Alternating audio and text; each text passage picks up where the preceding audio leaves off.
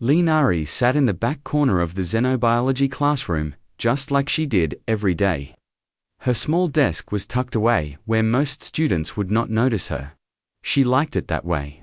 The less attention she got, the better. The stellar harmony academy was huge. The space station was so big that it had its own weather system. Students from 50 different planets came here to study. They called it the best school in the galaxy. Nari was not sure about that. She had been here for 4 months, and it did not feel very harmonious. Professor Valtheros walked into the room on his 4 arms. The Zentarian was tall and blue, with eyes like a bug. His voice was always loud and sharp. He did not like humans very much. Nari could tell from the way he looked at her. It was the same look her classmates gave her, like she was something dirty that stuck to their shoe. Today, we will study the evolution of intelligence across species, Professor Valtheros announced. His 4 hands moved as he talked. Some species evolved through strength, others through cunning, and some ... He looked right at Nari. ... Through pure luck. A few students laughed. Nari kept her eyes on her notebook. She had heard this before. Humans were lucky. Humans were weak. Humans only survived because their planet was trying to kill them all the time. Crix sat 3 rows in front of her. He was a saurian, which meant he looked like a giant lizard that learned to walk on 2 legs. He was over 2 meters tall and had muscles like rocks. His scales were dark green, and his teeth were sharp. Crix turned around to look at Nari when the professor made his comment. His yellow eyes were full of something mean. The Saurian homeworld, Professor Valtheros continued, has gravity twice that of most worlds. The beings there evolved to be strong and fast. True apex predators. He gestured at Crix with obvious pride. Compare this to ... other worlds, Nari wrote in her notebook. She was used to this. Every class was the same. The professor would praise the strong species and make jokes about the weak ones. Humans were always weak in his examples. But that was not true, and Nari knew it. Earth was not a weak world. Earth was a nightmare planet that tried to kill everything on it. The weather could freeze you, or cook you, or blow you away. The animals hunted in packs or had poison or could crush you with one bite. Even the tiny things could kill you. Bacteria, viruses, parasites. Earth was full of things that wanted to eat you from the inside. Humans did not survive Earth by being weak. They survived by being smart and tough and never giving up. But Nari did not say this. She just wrote in her notebook and stayed quiet. The Deathworlder classification is interesting, Professor Valtheros said. He was walking around the room now. Beings from harsh worlds often develop unusual traits. But harsh does not mean strong. Sometimes it just means desperate. More students laughed. Nari felt her jaw get tight, but she did not look up. Her parents had taught her to control her anger. Her father always said, "The strong person is not the one who wins the fight. The strong person is the one who does not need to fight." Her mother was a doctor who had worked in war zones. She taught Nari that violence should always be the last choice. Use your brain first, she would say. Use your words second. Use your hands only when nothing else works. So Nari used her brain. She was the best student in the class, even though Professor Valtheros never admitted it. Her test scores were perfect. Her lab work was careful and detailed. She understood xenobiology better than most of the alien students, but none of that mattered because she was human. After class, Nari packed her things slowly. She waited for most students to leave before she moved. It was safer that way. But today, Crix was waiting for her. "Hey Deathworlder," he said. His voice was deep and rough, like rocks grinding together. "I have a question for you." Nari looked up at him. He was so tall that she had to tilt her head back. "What is your question? Is it true that humans cry when they are scared?" 2 other students had stopped to listen. They were both from different species, but they had the same mean look in their eyes. Nari recognized them from other classes. They liked to pick on students who were smaller or different. "I do not know," Nari said. "I have never been scared enough to find out." Crix laughed. But it was not a happy sound, never scared. On a death world, that seems unlikely. My world taught me to be careful, not scared, Nari said. She put her notebook in her bag. There is a difference, is there? Crix stepped closer. He was trying to make her feel small. Because you look scared to me. Sitting in the back, never talking, always trying to hide. That looks like fear. Nari stood up. Even standing, she only came up to Crix's chest. But she looked him in the eyes. I sit in the back because I like to see the whole room. I stay quiet because I am here to learn, not to talk, and I do not hide. I am right here. For a second, Crix looked surprised. Most students ran away when he got aggressive, but Nari just stood there, calm and steady. Interesting, he said. Maybe the little Deathworlder has some fight in her after all. I hope we never have to find out, Nari said. She picked up her bag and walked past him toward the door. But as she walked away, she heard him say something to his friends. Tomorrow, I think I will test how much fight the human really has. Nari did not turn around. She kept walking, but her hands hidden in her pockets, slowly formed fists. Her father had taught her many things about fighting. The most important thing was this: never start a fight, but always be ready to finish one. For months of insults and jokes and being treated like she was nothing. For months of professors who thought humans were weak. For months of students who thought she was afraid. Maybe it was time to give them a different lesson about Earth and the beings who survived it. But not today. Today, she would be patient. Today, she would stay quiet. Tomorrow might be different.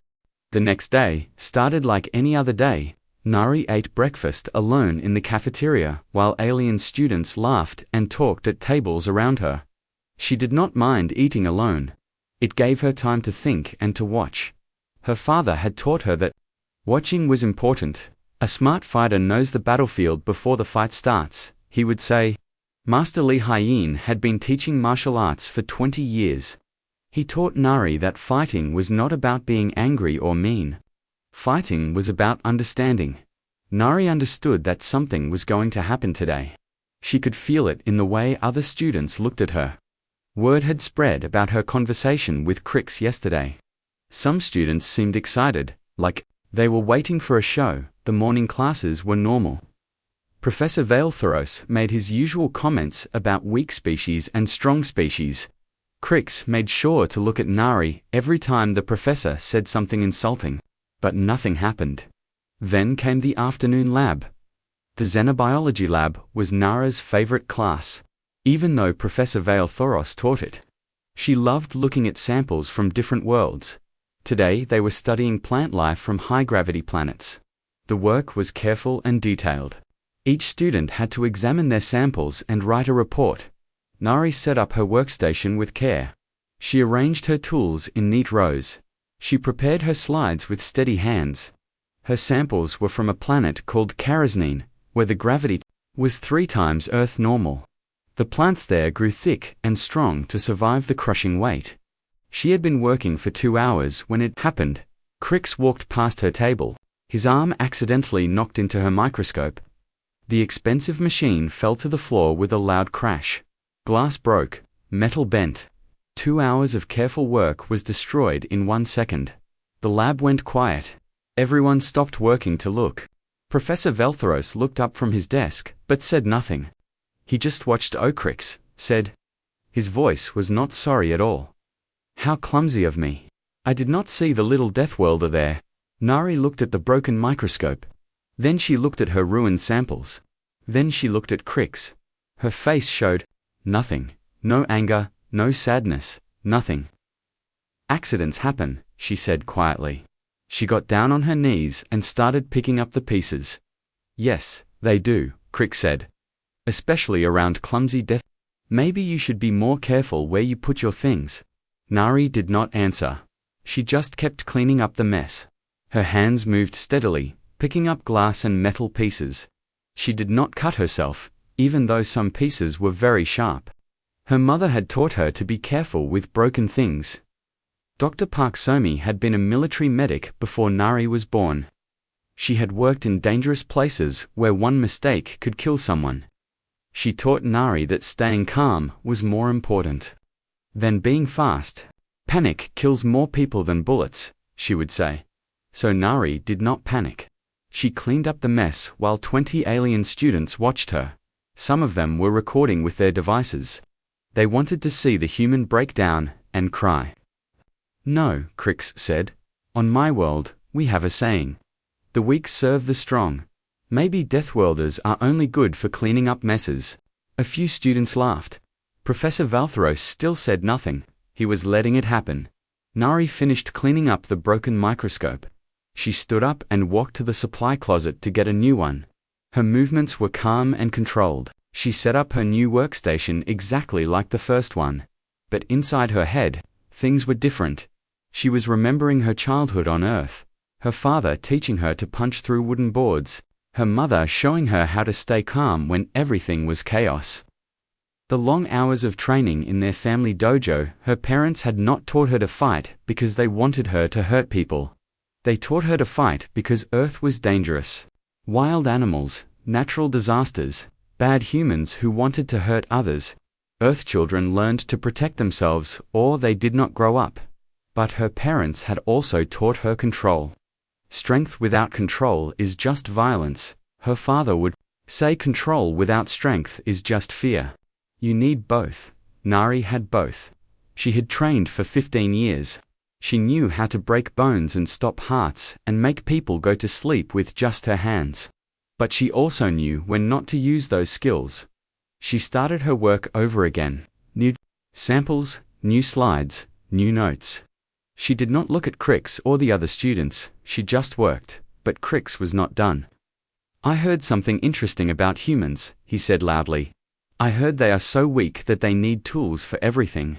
They cannot even hunt without weapons. Nari kept working. Her breathing was slow and steady. In through the nose, out through the mouth, just like her father taught her. Is that true, Deathworlder? Crix asked. Are you too weak to hunt with your hands? I do not hunt, Nari said without looking up. I study. Of course you do not hunt. You probably cannot even defend yourself. Nari's hands stopped moving for just a second. Then she continued her work. I bet, Crix said, that you would not fight back even if someone pushed you. I bet you would just sit there and take it like a good little pet. The word pet made something cold move through Nara's chest. On Earth, calling someone a pet was a very bad insult. It meant they belonged to someone else. It meant they were not free. I am not a pet, she said quietly. No, then prove it. Crix moved closer to her table. Stand up, and prove you are not just a weak little pet. Professor Valtheros finally spoke. Perhaps we should focus on the lab work. But he did not tell Crix to stop. He did not tell him to leave Nari alone. He just made a weak suggestion and went back to his papers. You heard the professor, Crix said with a mean smile. Focus on your work, little pet. Clean up your messes and stay quiet. That is what Deathworlders do best. Nari took a deep breath. Her hands were perfectly steady as she adjusted her microscope. But under the table, where no one could see, her free hand slowly formed a fist. Her father's voice echoed in her memory. The time to fight is not when you are angry. The time to fight is when you have no other choice. She was not there yet, but she could feel it coming. Tomorrow, Crix announced to the whole class. I think I will test just how much the little Deathworlder will take before she breaks now. Kept working, but for the first time in 4 months, she smiled. It was a very small smile, and no one saw it. Tomorrow would be interesting indeed. The third day came too soon, and not soon enough. Nari woke up early, like she always did. She did her morning exercises in her small room. Push-ups, sit-ups, stretches. Her body moved through the familiar patterns her father had taught her. Each movement was precise and controlled. But today felt different. Today, her muscles felt more alive, her senses felt sharper. Her father had told her about this feeling. When your body knows a fight is coming, he had said, it gets ready whether you want it to or not. Nari did not want to fight. She never wanted to fight, but wanting and needing were different things. She ate breakfast alone, as usual. The cafeteria was full of students talking and laughing. Some of them kept looking at her. Word had spread that something was going to happen today. They were waiting for a show. Crix sat with his friends at a table across the room. He was bigger than the other Saurians. His scales were darker. His teeth were sharper. He looked like he was built for violence. When he saw Nari looking, he made a gesture with his clawed hand. It was not a nice gesture. His friends laughed. Nari finished her breakfast and walked to class. The morning classes were normal, but Nari could feel the tension growing. Other students whispered when they thought she was not listening. Some of them had their recording devices ready. They wanted to catch whatever was going to happen. Professor Velthros seemed more excited than usual. He made more comments about strong species and weak species. He looked at Nari often, like he was expecting something. Then came the afternoon lab. Nari walked into the lab and went to her usual seat in the back corner. She set up her workstation carefully, just like always. Today, they were studying mineral samples from asteroid belts. The work required steady hands and careful attention. Crix came in last. He looked around the room until he found Nari, then he smiled. It was not a friendly smile. Today, he announced loudly, we will see what the little Deathworlder is really made of. Professor Velthros looked up from his desk. Please take your seats and begin the lab work. But he did not tell Crix to be quiet. He did not tell him to leave Nari alone. He just watched, like he was waiting for entertainment. Nar, I began her work. She examined her mineral samples under the microscope. She took careful notes. She tried to focus on the science, but she could feel Crix watching her. For the first hour, nothing happened. Nari began to think maybe today would be normal, after all. Then Crix stood up. He walked slowly across the lab toward Nara's table. His clawed feet clicked on the metal floor. Other students stopped working to watch. The room got very quiet. Crix stopped next to Nari's chair. She did not look up from her microscope. I have been thinking about our conversation yesterday, he said. His voice was loud enough for everyone to hear. About whether you would fight back if someone pushed you. Nari kept working. I am trying to study. So am I, Crix said. I am studying you. I want to see how much a Deathworlder can take before she breaks. He put one large clawed hand on Nara's shoulder. His grip was firm, but not painful yet. Please remove your hand, Nari said quietly. She still did not look up from her work. Crix laughed. Or what? You will cry, you will run away. You will tell the professor. He looked around the room. I do not think anyone here cares what happens to one little Deathworlder. Nara's hands stopped moving. For the first time, she looked up from her microscope. She turned in her chair to look directly at Crix. Her brown eyes were completely calm. No anger, no fear, no emotion at all. Just calm, steady focus. On my world, she said in a quiet voice, we have a saying. The nail that sticks out gets hammered down. It means it is better to stay quiet and not cause trouble. Crix's grip on her shoulder got tighter. His claws started to dig into her jacket. But we have another saying too, Nari continued. Even a cornered rat will bite a cat. Do you know what that means? It means you are weak and desperate, Crix said. No, Nari said. It means that even small things can be dangerous when they have no choice left. She had not moved from her chair. She was still sitting calmly with her hands folded in her lap. But something had changed in her voice. Something that made a few students step back. I have been trying very hard to be the nail that does not stick out, she said. I sit quietly, I study. I do not cause trouble. I do not fight back when people are mean to me. Crix's grip got even tighter. Now his claws were starting to hurt. But you seem very interested in testing whether I am a rat or a cat, Nari said. You are neither, Crix said. You are just a weak little pet who is afraid to fight. The word pet again. Nari's calm expression did not change, but something cold moved behind her eyes. I am not afraid to fight, she said softly. I am afraid of what happens when I do. What does that mean? Nari took a slow, deep breath. In through the nose, out through the mouth, just like her father taught her. It means, she said, that my parents did not teach me to fight fair. They taught me to survive. And on Earth, fair fights are for sports. Real fights are for staying alive. Crix laughed again, but this time it sounded less sure. You think? You can hurt me. I am twice your size. My bones are like stone. My skin is like armor. I know, Nari said.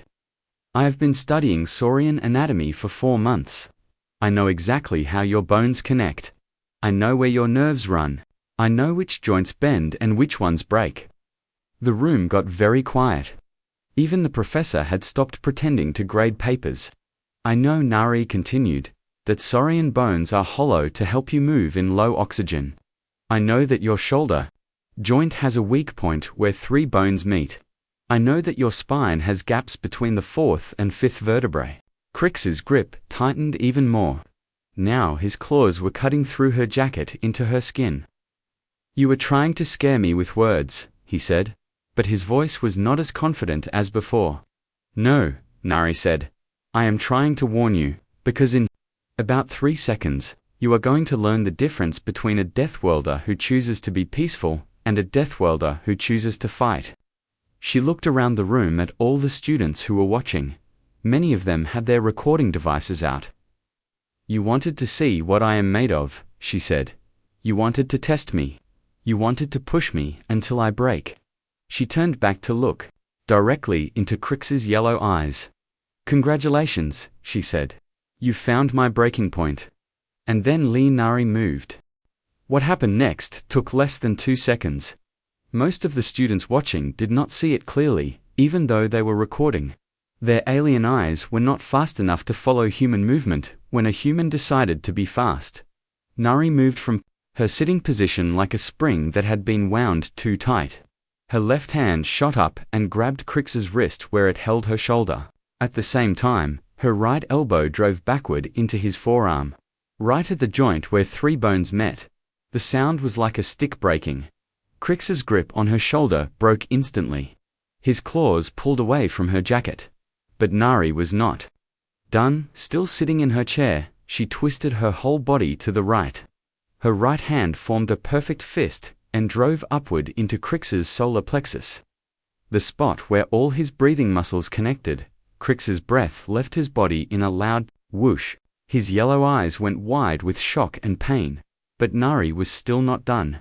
Using the momentum from her first 2 strikes, she grabbed the edge of her table with her left hand and pushed with her legs. Her chair rolled backward just enough to give her room. Then she stood up. Krix was bent over, trying to breathe. His broken arm hung at his side. He was twice her size, but suddenly he looked smaller. You wanted to see what a Deathworlder could do, Nari said calmly. This is what we do.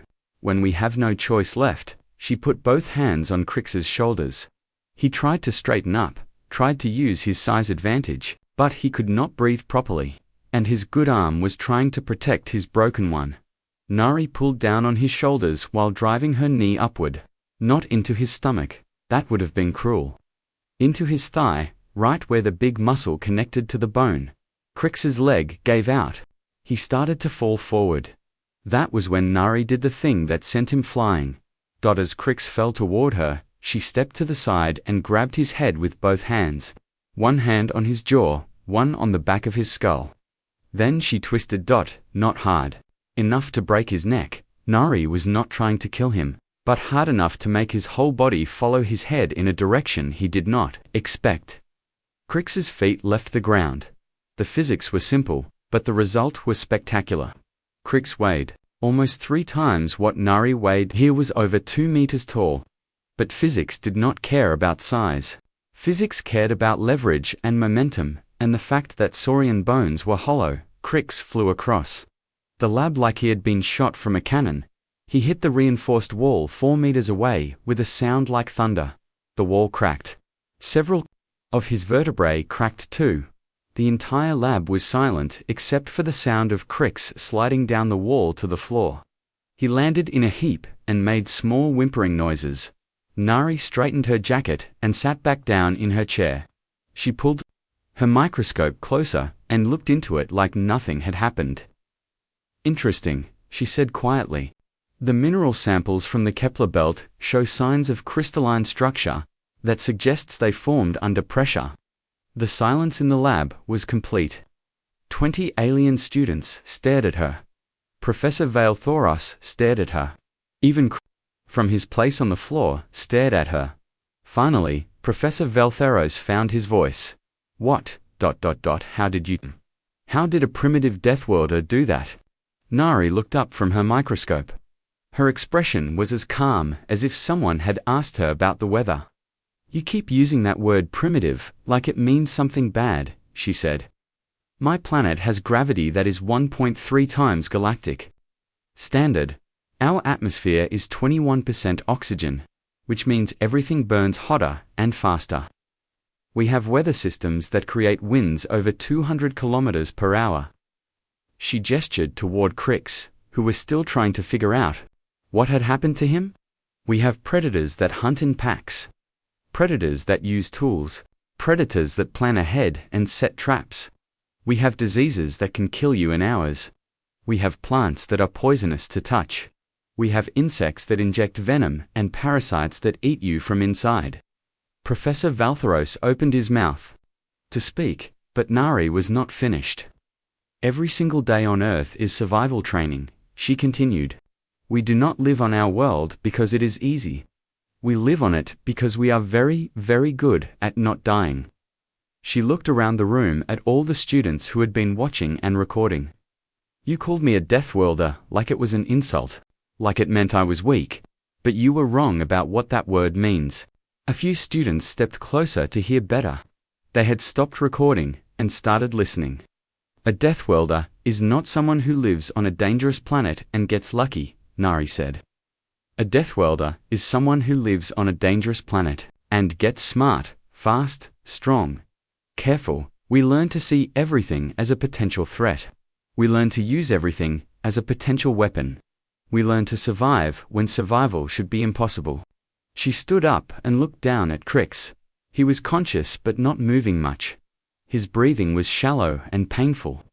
"You wanted to test my limits," she said to him. "You wanted to see how much I could take before I broke. But you made a mistake." She knelt down next to him, careful not to cause more pain. "I did not break," she said softly. "I chose to stop holding back." She looked up at Professor Valthoros, who was still staring at her in shock. "You taught us that some species evolved through strength, and others through cunning, and others through luck," she said. "But you forgot the fourth way. Some species evolved through necessity. When your world tries to kill you every day, you learn to kill back, or you die." She stood up and walked back to her microscope. "I did not survive my world by being weak," she said. "I survived it by being very, very careful about when I stopped being polite." The emergency medical team arrived 5 minutes later. They had to use anti-gravity stretchers to move Crix. His spine was fractured in 3 places. His arm was broken. His pride was completely destroyed. As they carried him out, he looked at Nari one more time. She was still sitting at her microscope, taking notes about mineral samples. "How?" he whispered. "NAR." I looked up and met his eyes. For the first time since the fight, she smiled. It was not a mean smile. It was almost sad. "You never asked the right question," she said. "You asked if I could fight. You should have asked if I could stop." The medical team carried Crix away. The other students slowly went back to their work, but they kept looking at Nari with new eyes. She had not moved from her chair during the entire fight. She had stayed seated the whole time, until she decided not to. The news spread through the Stellar Harmony Academy, like fire. By dinner time, every student on the station knew that the quiet human girl had sent Crix across the lab and broken his spine. The recordings were everywhere. Students watched them, over and over, trying to understand how someone so small could move so fast. But the recordings did not show everything. They did not show the months of insults Nari had endured. They did not show how she had tried to avoid conflict. They did not show Professor Valthoros letting it happen. Academy security called Nari to the office 2 hours after the fight. She walked through the corridors while other students stared at her. Some looked afraid, some looked curious, some looked impressed. None of them called her names anymore. The security office was large and cold. 3 officers sat behind a metal desk. The chief officer was a tall Zentarian with silver skin and too many eyes. His name was Commander Vex. "Sit down," Commander Vex said. Nar sat down in the chair, across from the desk. She folded her hands in her lap and waited. "Do you know why you are here?" Commander Vex asked. "Yes," Nari said. "I injured another student." "You did more than injure him. You broke 3 vertebrae, fractured his arm, and damaged his breathing muscles. The medical team says he will need surgery." Nari nodded. "I know. I am sorry he was hurt." "Are you? You do not look sorry." Nari thought about this for a moment. "I am sorry that things went so far. I am sorry that he was hurt. But I am not sorry that I defended myself." Commander Vex leaned forward. "Defended yourself? The recordings show that you were sitting quietly when the incident occurred." "The recordings show 2 seconds, Nari said calmly. "They do not show the 4 months before those 2 seconds. One of the other officers spoke up, explained. So Nari explained. She told them about the daily insults, the broken microscope, the constant comments about weak Deathworlders, Professor Valtheros allowing it to happen, Crix threatening to test her limits. As she talked, the officers' expressions changed. They had thought this was a simple case of student violence. But it was more complicated than that. "Why did you not report these incidents?" Commander Vex asked. "To who?" Nari replied. "Professor Valtheros was there for most of it. He never stopped it. He seemed to enjoy it." The officers looked at each other. They had not expected this. "We will need to investigate these claims," Commander Vex said. "The recordings will show them," Nari said. "Other students have been making recordings for months. They thought watching me get bullied was entertainment." Commander Vex was quiet for a long time. Then he said, "Even if your claims are true, you used excessive force. You could have killed that student." "No," Nari said. "I could not have." "What do you mean?" "I mean I was very careful not to kill him. I knew exactly which bones to break and which ones to avoid. I knew exactly how much force to use. If I had wanted to kill him, he would be dead." The room got very quiet. "On Earth," Nari continued, "we learn the difference between defending ourselves and committing murder. I did not want to hurt Crix. I wanted him to stop hurting me. There is a difference." "Commander." Vex stared at her for a long time. "You were saying you held back. I am saying I used exactly enough force to end the threat and no more. That is what my parents taught me. That is what every human learns." One of the other officers laughed, but it was not a happy sound. "Humans learn to calculate violence. That is terrifying." "No," Nari said. "What is terrifying is violence without calculation. What is terrifying is hurting people because you can, not because you must." The investigation took 3 days. Security reviewed hundreds of hours of recordings from classes, labs, and common areas. They interviewed dozens of students. They talked to professors and staff. What they found was worse than they had expected. Professor Valtheros had been discriminating against multiple species, not just humans. He had been making insulting comments for years. He had been allowing stronger students to bully weaker ones. He had been teaching that some species were naturally better than others. The Academy board called an emergency meeting. Professor Vale was fired. Commander Vex issued a formal apology to Nari and to every student who had been mistreated. But the biggest change was not official. It was personal. Students started approaching Nari differently. Instead of avoiding her, they sought her out. They asked questions about Earth, about humans, about Deathworlds. A Zentarian student named Keller asked, "Is it true that humans can run for hours without stopping?" "Some can," Nari said. "We evolved to chase prey until it collapsed from exhaustion." A small, furry student from a low-gravity world asked, "Is it true that Earth animals hunt humans?" "Sometimes," Nari said. We share our world with predators that can kill us easily. Bears, tigers, sharks, crocodiles. We learned to be smarter than them. The questions came every day.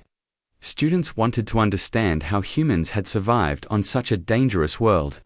They wanted to know about Earth's weather, animals, and plants. They wanted to know about human culture and technology. Nari answered their questions patiently. She was still quiet, but now her quiet was respected instead of ignored. 3 weeks after the fight, something unexpected happened. Crix came back to class. He walked slowly and carefully. His arm was in a brace. His back was straight and stiff, but he was walking. The lab went silent when he entered. Everyone watched to see what would happen. Crix looked around the room until he found Nari. She was sitting in her usual seat in the back corner. She looked up from her work and met his eyes. For a moment, nobody moved. Then Crix walked across the room to her table. Students stepped out of his way, but not because they were afraid of him. They were afraid of what might happen. Crix stopped next to Nari's chair. She looked up at him calmly. "I have been thinking," he said. His voice was quieter than before, "about what you said. About asking the right questions." Nari waited. "I asked if you could fight," Crix continued. "But I should have asked if you wanted to fight." "That is a better question," Nari agreed. "The answer is no, is it not? You did not want to fight." "No," Nari said. "I did not want to fight. I wanted to study and learn and go home with new knowledge. Fighting was not part of my plan." Crix was quiet for a moment. Then he said, "My world values strength above all else. The strong rule, the weak serve. That is how we think." "That is one way to think," Nari said. "But you showed me a different way. You were stronger than me, but you did not try to rule me. You only fought when I gave you no choice, and you stopped when the threat was over." Nari nodded. "That is the human way." "I would like to learn more about the human way," Crix said. "Would you teach me?" The entire lab was listening now. This was not what anyone had expected. Nari looked at Crix for a long time. Then she pointed to an empty chair next to her table. "Sit down," she said. Lesson 1. Learning when not to fight at all. Crix sat down carefully. His movements were still painful, but he was trying. "Why is that lesson 1? He asked. "Because Nari said, any fool can start a fight. It takes wisdom to avoid one. And it takes even more wisdom to know when you cannot avoid one anymore." She went back to her work, and Crix watched her. Other students slowly returned to their own projects, but they kept listening. "On Earth," Nari said as she worked, "we have many sayings about conflict. The best victory is the one that requires no battle. Know your enemy and know yourself. The supreme excellence is to subdue the enemy without fighting." "Those are wise words," Crix said. "They are old words," Nari replied. "Humans have been thinking about conflict for a long time. We had to. Our world gave us no choice." 2 months later, Nari sent a message home to her parents. "Dear Appa and Iama, you will be proud to know that everything you taught me about discipline and restraint served me well. The galaxy is finally starting to understand that humans do not need to stand up to stand our ground. I am teaching a class now on Earth philosophy and martial arts. My first student is the one who used to bully me. Funny how things change. Universe is larger than we thought, but the lessons you taught me work everywhere. Thank you for teaching me to be strong enough to be gentle. Love, Nari." She was still sitting in the back corner of the classroom. Not because she was hiding, but because she could see everything from there. Students came to her with questions. Professors asked for her insights. The academy had become what its name promised, a place of harmony. And Nari, the quiet girl from the Deathworld, had never needed to leave her seat to change everything.